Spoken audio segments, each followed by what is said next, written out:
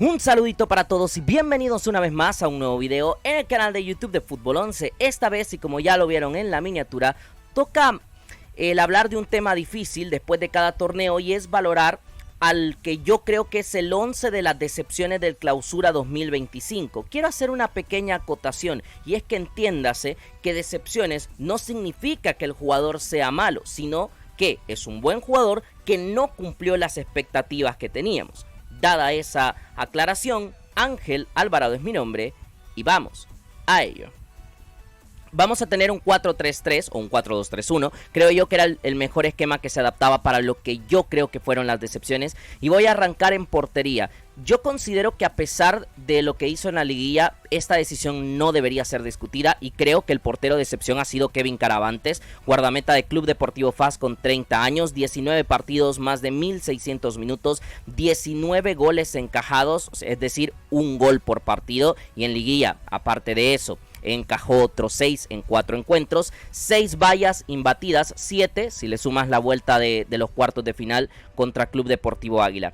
A ver, realmente yo entiendo que el argumento de más peso que se me puede dar es Kevin Caravantes hizo una gran serie de cuartos contra el conjunto migueleño, y sí, tienen toda la razón, pero yo creo que por 2 partidos, por muy importantes que fueron, realmente eso nos salva todo lo que pasó a lo largo del torneo. Muchos bloopers, errores, le costó la titularidad por unos cuantos partidos en favor de Jonathan Valle. Y las semifinales, aunque no tiene culpa Caravantes de la eliminación, pero vuelve a tener, sobre todo en la ida, partido de encajar el primer disparo a puerta que recibe. Y esto le pasó muchas veces a lo largo del torneo. Entonces creo que en líneas generales, a pesar de que esa eliminatoria contra Águila es brillante, porque es muy brillante, pero creo que no se puede tapar todo lo que pasó por ello. Porque creo que más allá de esa eliminatoria, la imagen que más va a quedar en la retina de este torneo para Kevin Caravantes es aquel error contra Fuerte San Francisco en el que toma la pelota fuera del área grande y es expulsado. Así que creo que lastimosamente he de colocar acá a Caravantes porque su global del torneo ha sido bastante flojo. En la defensa, arrancando por el lateral izquierdo, tenemos a Alexander El Cacho Larín, lateral izquierdo de 32 años de Club Deportivo Águila, 12 partidos en el torneo, poco más de 360 minutos, que este es el dato desolador por parte del Cacho, un gol marcado, esto es más anecdótico, pero a ver, ciertamente el Cacho tuvo un periodo de lesión y yo lo entiendo, o sea, hubo algunos partidos en los que ni siquiera pudo estar en convocatoria. No obstante, es que cuando estuvo disponible no fue una pieza indispensable para Club Deportivo Águila. La gestión de minutos que tenía, aparte de ello, entraba más como mediocampista, que eso no tiene nada de malo, pero me refiero que ni siquiera pudo llegar a ser una gestión correcta para Walter Pineda en el 11 titular. Creo que perdió mucho protagonismo, encima tampoco pudo generar asistencias a balón parado, que era algo que en el torneo pasado, por ejemplo, el Cacho estuvo bastante bien, a pesar de jugar poco.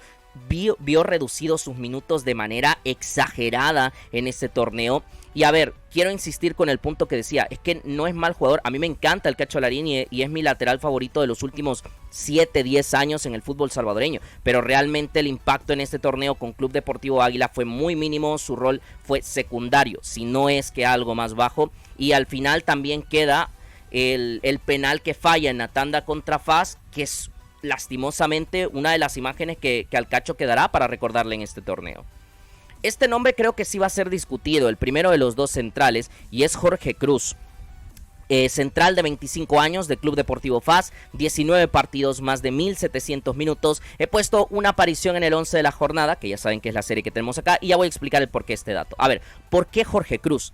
Yo quiero que entendamos algo, aunque su liguilla es más correcta y realmente tiene algunos partidos, eso, correctos, yo creo que solo hay un partido donde realmente Jorge Cruz lo hizo muy bien, y luego todo el torneo es flojísimo, pero es que estamos hablando del MVP de la Apertura 2024, o sea, hay un downgrade demencial con el tema de Jorge Cruz, y creo que ciertamente hay un aspecto colectivo que influyó mucho, pero para mí él se vio mal también de forma individual, y 2 de sus mejores partidos en el torneo, que son contra Águila, los hace jugando como lateral izquierdo, ni siquiera como defensa central. Creo que no hay manera de salvar el torneo de Jorge Cruz.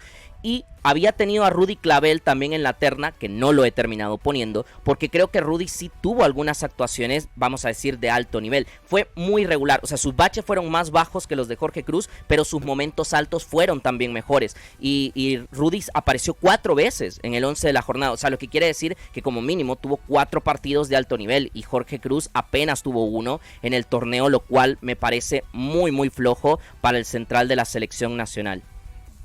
A su lado, y curiosamente es alguien que estaba encaminado a tener que tapar el hueco de Jorge, es Edwin Velázquez, central de 24 años de Once Deportivo, 12 partidos jugados, poco más de 800 minutos. El caso de Edwin, y como justo lo acabo de decir, es que era el encargado de tapar ese hueco que dejaba Jorge Cruz en la defensa para él, todavía entonces campeón nacional. Es verdad que no iba a esperar el mismo nivel. He de ser muy sincero, no esperaba un Jorge Cruz 2.0 siendo el mejor central del torneo. No, pero sí capaz de lograr correcciones en la defensa, una defensa que era muy frágil cuando Jorge Cruz no estaba, y por lo menos tenía que volverla un puntito más sólida de lo que terminó siendo. O sea, me parece que fue un caos total, no pudo asentarse como titular en Once Deportivo, y por la experiencia que traía, no solo en el club, sino también en selecciones menores, yo esperaba que Edwin Velázquez diese un paso hacia adelante. Terminó perdiendo la posición con Efraín Cárcamo, que también me parece un mal mensaje para el central, y por lo menos a mí no me llenó las expectativas. Creo que también es el caso, incluso de una dimensión más grande, de Brian Tamacas, el lateral derecho de 30 años de Club Deportivo FAS, 17 partidos en el torneo, más de 1100 minutos, una asistencia repartida. Yo entiendo que ahora mismo quizás hay mucho hate a Brian, porque se ha mencionado, no, es que en FAS llegó a recuperarse y ahora va a ir a otro equipo. Yo estoy dejando todo esto a un lado, estoy hablando únicamente de lo deportivo. Y quiero decir, para mí, y es quizás similar a lo del Cacho, pero con muchos más partidos, me parece que el impacto de Brian Tamacas en el equipo fue mínimo. Fue muy mínimo para una posición que se había criticado en los últimos torneos en Club Deportivo FAS y que necesitaba un salto de calidad brutal. Que oye, en cuanto a nombre, por supuesto que lo significaba Brian Tamacas, pero ya evaluándolo deportivamente, me parece que no hemos visto un Tamacas ni cerca de una versión positiva, que ya lo habíamos visto en Alianza en algún momento, ha salido al extranjero, es lateral de selección, por lo tanto esperábamos un impacto mucho más fuerte de Brian. En ofensiva no lo ha terminado siendo, y en defensiva, aunque creo que no ha estado tan mal en el apartado defensivo, pero tiene varias fotos a lo largo del torneo que lo dejan bastante mal parado al lateral de Club Deportivo FAS. En el centro del campo tenemos 3 piezas. Y sí, ya sé que es campeón nacional, pero eso a mi juicio no le descarta de ser una decepción también, que es lo de Oscar Rodríguez, mediocentro de 30 años del cuadro de Alianza. 17 partidos, poco más de 650 minutos. Este dato también me parece, pero abrumador, y una asistencia. Muy poquitos minutos para demasiados partidos, y sobre todo la poca influencia que ha tenido en el equipo. Hay que decir algo, yo no le ponía la vara a Oscar Rodríguez de ser el sustituto de Marvin Monterrosa, como muchos sí que lo habían hecho con él, con Andrés Hernández y con Leo Mengíbar. Yo sigo insistiendo que no hay un jugador como Marvin Monterrosa en la liga, y por lo tanto no lo califico como eso. Lo que sí le achaco a Oscar Rodríguez es que cada vez que tenía minutos en el torneo no le sumaba a Alianza. Es verdad, tal vez no le restaba, pero el ser intrascendente, el pasar desaparecido en la mayoría de partidos, que no ayudaba a Alianza que fluyera el fútbol, y que aquellos juegos en los que el equipo estaba más trabado, él no era capaz de encontrar huecos para poder darle mucha más movilidad a ese fútbol de Alianza en el centro del campo. Me parece que es una decepción en el caso de Oscar Rodríguez, porque él tiene muchísimo talento, pero creo que se ha quedado no por cuestión propia, puede ser por todo su entorno, porque no está bien futbolísticamente, etcétera, etcétera, puede haber muchas razones, pero el tema es que después de aquel torneo en el que Alianza vence a Platense en la final, no hemos vuelto a ver a un Oscar Rodríguez íntegramente útil para la plantilla de Alianza. Segundo de los 3 mediocampistas, Jonathan Nolasco, mediapunta de 28 años de Club Deportivo FAS, 19 partidos, más de 1100 minutos, una asistencia en el torneo.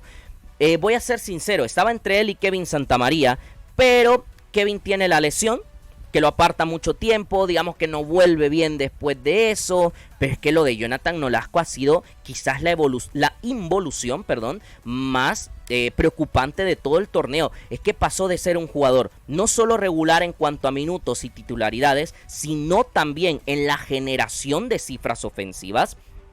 Porque la mayoría de torneos anteriores, tanto con Dragón como los dos primeros torneos con FAS, es que alcanza o casi llegaba rozando las 10 intervenciones a gol, que para un mediapunta son muy buenas cifras. Pero es que en Club Deportivo FAS este torneo ha sido desastroso completamente para Jonathan Nolasco, en el que ya no es que no sume, como lo dije con Oscar Rodríguez, que era intrascendente, es que restaba para Club Deportivo FAS, y quien tenía que estar llamado a ser una tercera espada ofensiva ha terminado viendo su rol muy criticado. Creo que lo de Jonathan Nolasco ha sido realmente serio en este torneo. Siempre insisto, y por eso lo dije antes, de que cada futbolista es un mundo y tiene sus cuestiones no solo futbolísticas, sino también personales, que me imagino pueden haber afectado, esto es una suposición, que me imagino pueden haber afectado a Nolasco, porque no veo razón, motivo o circunstancia futbolístico para que exista ese bache de rendimiento tan serio, que podía haber caído y jugar un poquito, pero sí, está bien.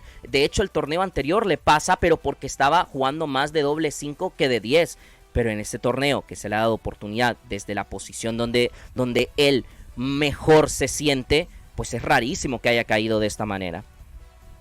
Para completar los mediocampistas, Nicolás Femia, media punta de 28 años de Club Deportivo Águila, de nacionalidad argentina, 16 partidos, más de 1100 minutos, un gol y una asistencia. A Nicolás Femia lo pongo acá porque, a ver, realmente yo creo que él estaba encaminado a tratar de hacer debatir, el luchar por un puesto como titular en el tridente de mediocampistas de Águila, o como mínimo alternar las titularidades con Gregory Díaz si es que no podía ser el titular indiscutible.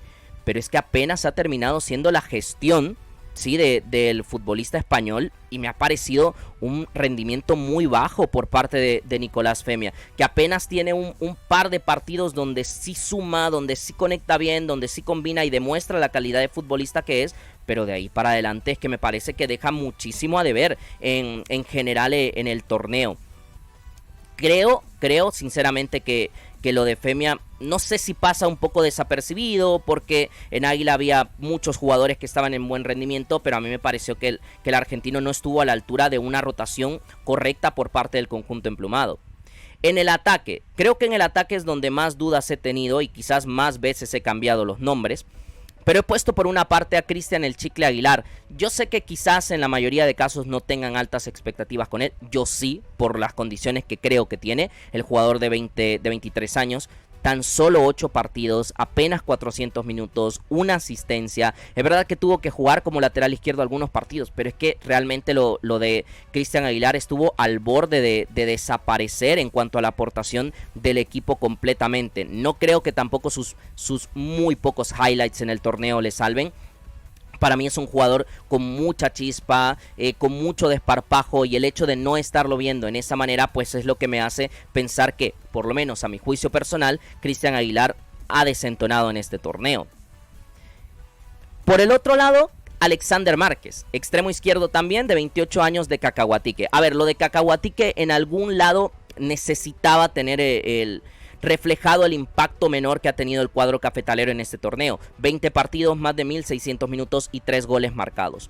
A Alexander Márquez le costó convertirse en titular indiscutible en este torneo. Creo que eso sí no es culpa de él, sino más bien de cómo cambió el equipo y que la idea ya no le favorecía tanto, porque no estaban algunos jugadores, porque los generadores no estaban aportando igual. Entonces a Alexander se le pedía ser un futbolista encarador y que él produciese las jugadas ofensivas en vez de rematarlas, que yo creo que él es un jugador mucho más capacitado para llegar desde segunda línea y anotar, no para generarte 2, 3, 4 ocasiones claras en el partido. Le cambia su rol, le cambia su importancia, él ya no sabe cómo influir tanto, y de hecho es en la segunda vuelta donde más o menos Corti, en el tiempo que está todavía, le da un poquito, le devuelve un poquito ese papel. También Víctor Coreas, donde marca algunos goles más, pero es que se queda muy bajo de lo que aportó. 6 intervenciones menos que en el Apertura 2024, y para mí no fue un jugador decisivo en este torneo como sí lo fue en el anterior.